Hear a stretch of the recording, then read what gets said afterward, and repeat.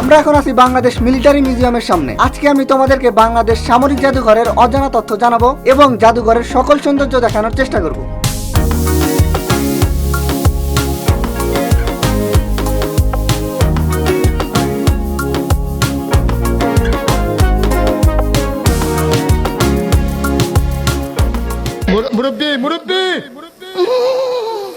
Bangladesh military museum ঢাকার বিজয় সরণিতে অবস্থিত। আমরা চারজন এই বৃষ্টিতে ভিজে ভিজে যাচ্ছি জাদুঘর দেখতে। বৃষ্টির মধ্যে একটা মানুষ নাই, আমরা স্যার পাগল ছাড়া।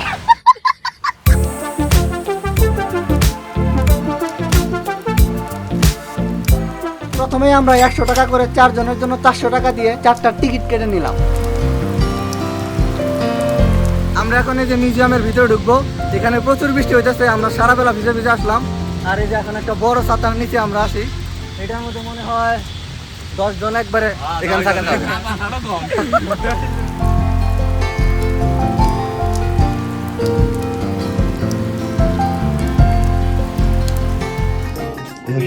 টয়লেটের অবস্থা।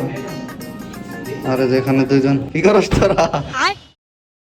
ভিতরে ঢুকতে প্রথমে দেখতে পাবেন একটা কামান আপনার দিকে তাক করা। এটা দেখে ভয়ের কিছু নাই, কারণ এরকম কামান, বন্দুক, রাইফেল, যুদ্ধবিমান, সাবমেরিন আরো অনেক কিছুই আছে। সম্পূর্ণ ভিডিওটা দেখলে বুঝতে পারবেন। জাদুঘরটিতে 3 বাহিনীর অর্থাৎ সেনাবাহিনী, বিমান বাহিনী ও নৌবাহিনীর জন্য নির্ধারিত গ্যালারি সহ 6টি পৃথক পৃথক অংশ রয়েছে।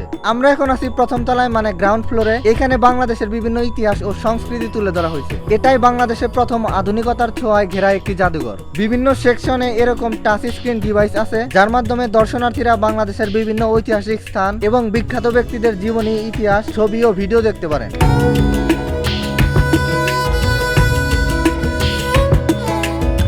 এটি হচ্ছে পলাশীর যুদ্ধে ব্যবহৃত গোলা বারুদ এবং তারই স্থির চিত্র।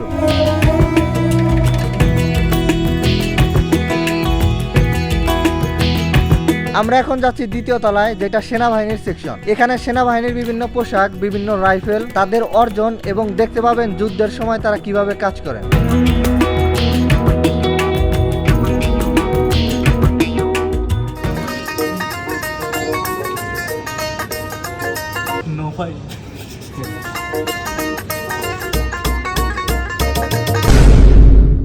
এগুলো 1971 সালে ব্যবহৃত রাইফেল। এই গাড়িটি জেনারেল মোহাম্মদ আতাউল গনি ওসমানী তার ব্যবহৃত একটি গাড়ি।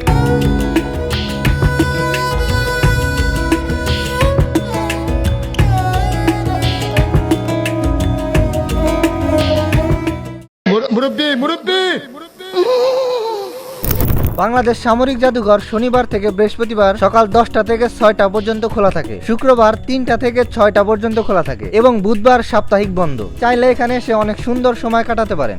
বর্তমান বাংলাদেশের কিছু চিত্রও দেখতে পারবেন। এটা হলো 300 ফিট।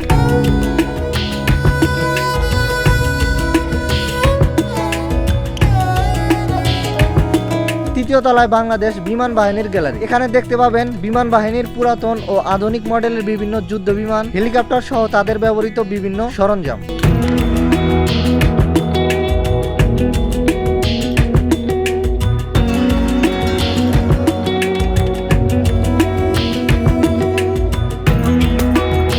আমরা এখন আছি আন্ডারগ্রাউন্ডে। এখানে নৌবাহিনীর বিভিন্ন সরঞ্জাম রয়েছে। এইখানে আসলে মনে হয় একদম সমুদ্রের নিচে চলে আসছি। মাত্র 100 টাকায় যে এত কিছু দেখতে পারবো আমি কখনো ভাবিনি।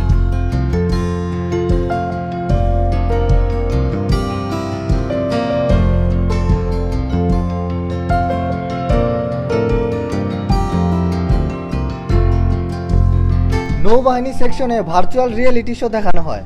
এতে আলাদা কোনো টাকা লাগে না, মনে হয় সত্যি সত্যি সমুদ্রের মাঝখানে জাহাজের মধ্যে দাঁড়িয়ে আছি।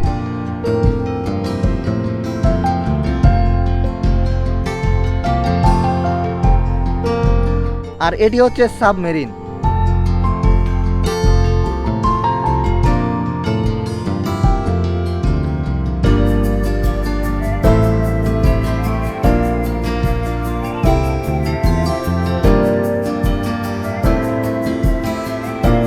ঘোরাঘুরি অনেক করলাম, ভিতরে অনেক কিছু দেখলাম, কিন্তু বাইরে যদি বৃষ্টি না থাকতো তাহলে আরো ভালো হতো। ভিতরটা যতটুকু সুন্দর ঠিক ততটুকু বাইরেও সুন্দর, কিন্তু ওইরকম ভাবে দেখাতে পারলাম না শুধুমাত্র বৃষ্টির কারণে। তো আজকের ভিডিওটা এই পর্যন্ত। ভিডিওটা ভালো লাগলে অবশ্যই লাইক, কমেন্ট, শেয়ার করবা। দেখা হবে নতুন কোনো ভিডিওতে। সে পর্যন্ত ভালো থাকবা। Chill bro.